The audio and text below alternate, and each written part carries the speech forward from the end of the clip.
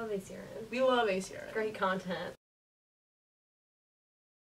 Welcome to Lobster Butter. Thanks for listening. We have some things to talk about. We haven't talked to you guys since the school year ended last year, but we're back and we're ready to bring knowledge to you about editorial content on ACRN.com as well as other ACRN happenings. So I am Abby.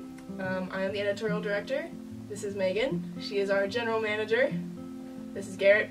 He is our copy chief. And this is Eli. He is our copy editor. So recently we posted some group features on the site. If you haven't looked at them, you should check them out because they're kind of incredible. The first one we posted was bands we're afraid to admit we hate. What was your favorite aspect of this group feature? So first of all, I'm like adamant that ACRN, none of us are cool. We're in college radio. And so I hate cool culture and trying to fit into that mold. So I thought this was like a perfect opportunity to like really get to know our writers. My favorite entry by far was Jennifer's piece about the mountain goats. She just framed it in like such a great way, like talking about how she dated a guy who loved the mountain goats, and she was like, this is a sad old dude who makes not great music and is like really boring. She just like had such a great voice, and it was so fun to see like who people actually really hate. Eli? My boy John just battered Fiddler so bad, and it's like, I mean, I can totally agree, and frat bow rock is lame. I like Fiddler, but like to listen through their discography for the first time, I was kind of just like, oh. Yeah. So it's all about beer. Brayden was just hating on the White Stripes. Dude, Brayden's wrong, but yeah, she's a great drummer. She's a great drummer. Jack White is just a very masturbatory musician, so he like needed someone simple to play with him. He's a total curmudgeon. Oh yeah. Every sense of the word. His face is ugly. Whoa! Shots fired! Well, another group feature that we had that was in a similar vein, but kind of on the opposite side of the spectrum, was bands that we're afraid to admit we like. I personally wrote about the Goo Goo Dolls. So good. A little bit embarrassing. There was a lot of really great one-liners in there. When Eli was talking about Dave Matthews Band, I was like, they're not Radiohead or anything like that. The Radiohead one was great because they were like her band that she was afraid to admit that she hated. It was really funny to see one of the other writers turn around and be like, I mean, you can't fault Radiohead. I think that it's just so fun to see who people genuinely enjoy. Yeah. Because like we all have guilty pleasures, and like they shouldn't be guilty. They just shouldn't be. Who wrote the Foster the People one? That was Kim. Yeah. Foster the People is such a weird band to be, like pour yourself into, in my opinion. But she wrote it with a lot of conviction. We have some more group features coming out in October. The first one is favorite Halloween movie, your October must-watch movie. I am writing about The Blair Witch. Eli, what are you writing about? I'm writing about Stephen King's seminal Children of the Corn, one of the funniest and creepiest horror movies in the 80s. And what is scarier than possessed children? Nothing. Honestly. I'm writing about The Babadook, which this jerk forced me to watch. It's a I'm not great a scary movie person. It's so well done, but like, woo! I'm like nervous just thinking about writing about it. I was freaking out when I saw it in theaters. I was horrified. I like could not look at the screen. We have a lot of like silly movies on that list though. I'm writing about The Thing, which I guess is like not necessarily a silly movie. But It is now in like yeah, 2015. exactly. It's pretty much everything I love about Halloween because it is like, it takes itself very seriously, but like all of the claymation and like the whole story itself is just like so ridiculous and becomes so ridiculous. The favorite Halloween movie group feature coming out very soon, and after that, the Halloween block party is just an infamous part of Athens culture. So we have to write about it.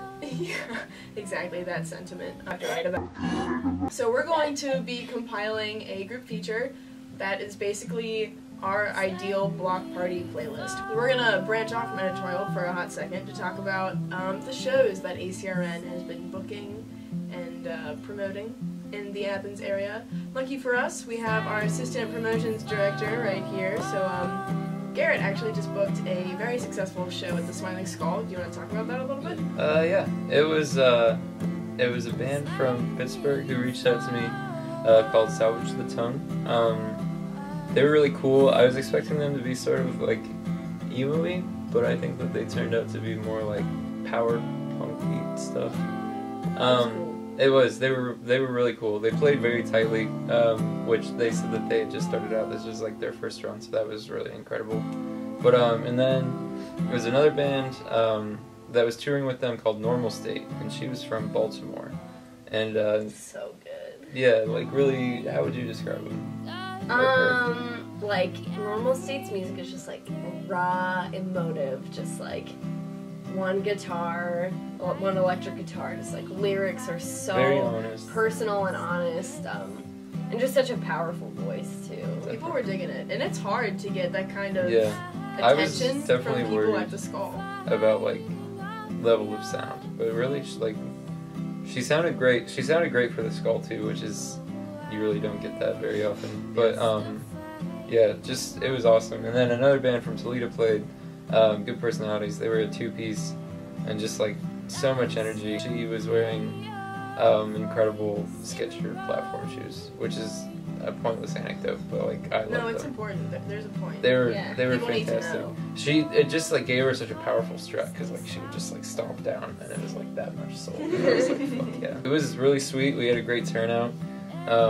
I was terrified because I got there really early and forgot that nothing starts on time at the Skull, even when you're running the event. So every year we have the opportunity, well, usually just one member of ACRN, the general manager, has the chance to go to College Broadcasting Incorporated's annual conference. And this year we were lucky enough to have the school fund two of us to go. So myself and Abby will be hitting Minneapolis, and we're actually going to be teaching a class on like how to, create cross-platform content. Look at us go. I know. So like what we do with editorial, and also talking about our visual media department. But CBI is a super cool place where you get to gather and meet a bunch of really awesome people from other radio stations. Awesome chance to lead as well, so. ACRN is going to be showing up hard. Is actually going to be like one of the coolest things. Yeah. I'm super super excited. It was in Seattle last year, and I had so much fun. Felt like a dork, but it's honestly one of the coolest experiences. College radio is so fun. Yeah, and I'm sure we'll be live tweeting Oh, the yes. entire experience. So if you're not following us on Twitter, you should be at ACRN, and then Lobster Butter has its own Twitter account, ACRN Butter. If you want to follow us there as well. And you should. We couldn't get ACRN lobster butter. Was that taken? It's too long, isn't it? It's too long. Yeah, and Lobster Butter was taken, so I just had to go with ACRN Butter. Which I'm fine with, frankly.